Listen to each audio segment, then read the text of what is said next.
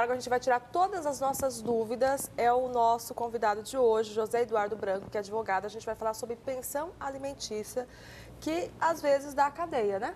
Sim, Se não entrar se não pagar, a pessoa não, por exemplo, a pessoa tem condição e não paga e não acerta, dá cadeia, né? Dá cadeia, sim. Existe a possibilidade da prisão na cobrança da pensão alimentícia que está em atraso e, havendo possibilidade, o devedor de pensão alimentícia que tem possibilidade de pagar, mas não o faz, pode também cometer um crime, que é o crime de abandono material. Certo. Existe algum prazo assim, doutor? Por exemplo, a pessoa não pagou, aí ela recebe uma intimação, aí ela tem um prazo para poder pagar ou não? Se ela não pagou aquele dia X, lá dia 5, ela tem que pagar. Aí se ela não pagou, no outro dia ela já vai presa ou não? Como que é? Não. É necessário entrar com a ação judicial para executar essa pensão que está em atraso.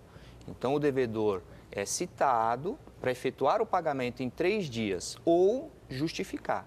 E também, caso ele não tenha condições de efetuar o pagamento, a prisão não ocorre desde que ele vá até o juiz e justifique, demonstre lá para o juiz que ele não tem condições de arcar com aquela dívida. O juiz pode suspender, se ficar convencido, pode suspender a ordem de prisão. Tá. E quando, porque a gente já viu casos assim, da sogra ter que pagar a pensão para a ex-mulher. Então, quando que os avós da criança precisam pagar? Porque a pensão é sempre para a criança, não é para a mãe, não é isso?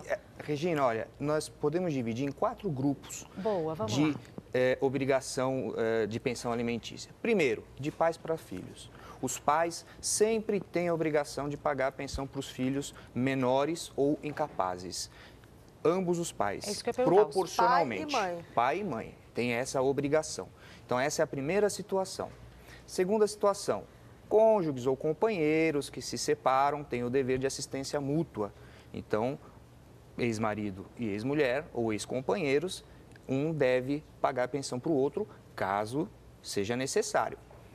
Terceiro grupo, os familiares. Então, mesmo que a pessoa já seja maior de idade e ela necessite, não tenha condições de sobreviver, então há o dever de solidariedade estampado na lei, no qual o pai pode pedir para o filho pode pedir para o pai, o neto pode pedir para o avô pode pedir para o neto, e se não houver condições, há a possibilidade ainda de um irmão pedir para o outro. Encerra aqui.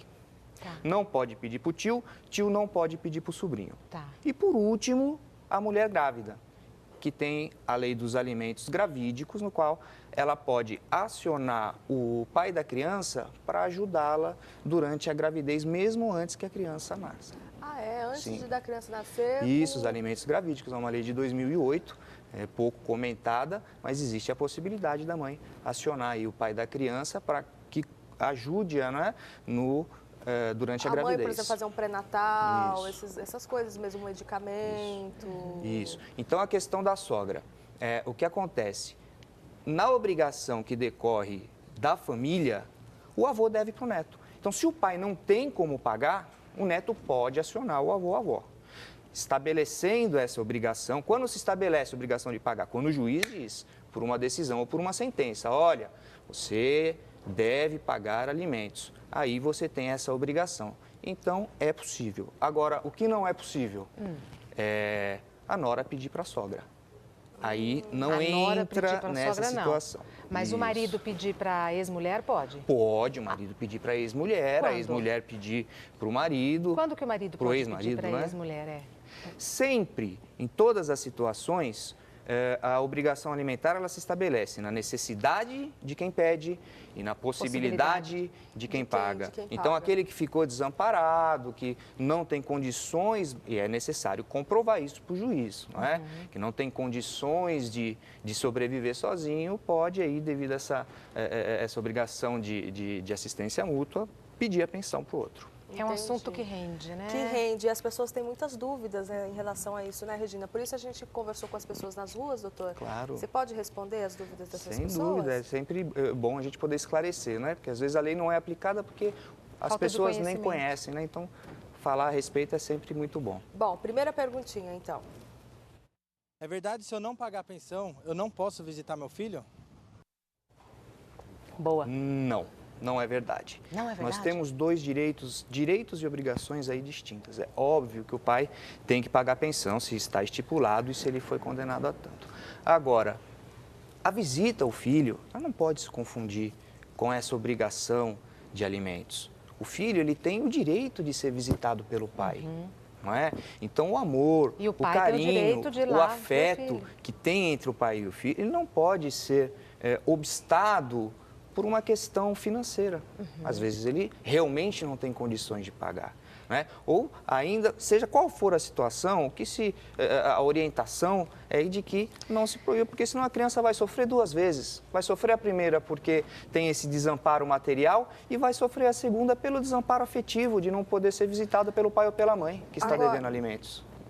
Quer falar? Mas é que às vezes vira um instrumento Vira, de poder. Se não infelizmente, pagar a pensão, não vê o filho, né? Às vezes viram... Isso é uma grande mazela no direito de família, é quando um pai ou uma mãe usa o filho para pressionar. coloca, e infelizmente é muito horrível, né, comum. isso? É comum, É doutor? muito comum.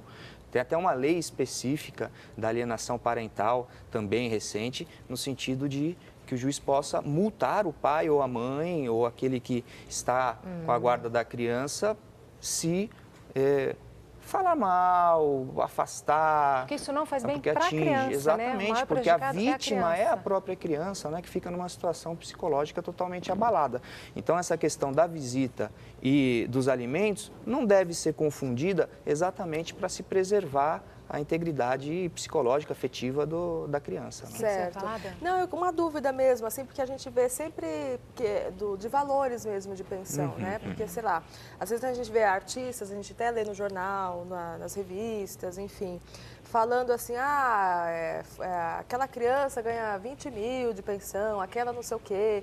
Não tem um valor estipulado, assim, depende da renda do pai ou da mãe, como que é, doutor? Porque a gente vê que tem valores, assim, muito diferentes da realidade de muitas pessoas, né? Vamos lá.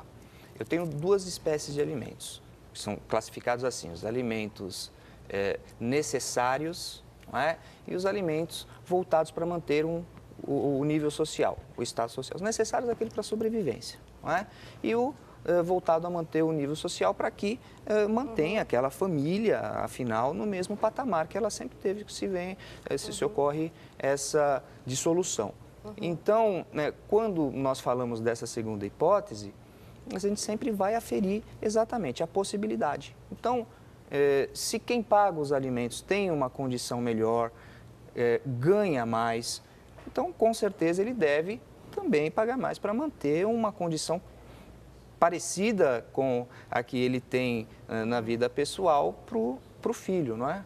Ou, quando, no caso, até para a esposa ou para o marido, não é? É obrigado? A obrigação, ela sempre vai se estabelecer na sentença. É o juiz quem ou determina. na decisão do juiz, uma decisão que determine o pagamento.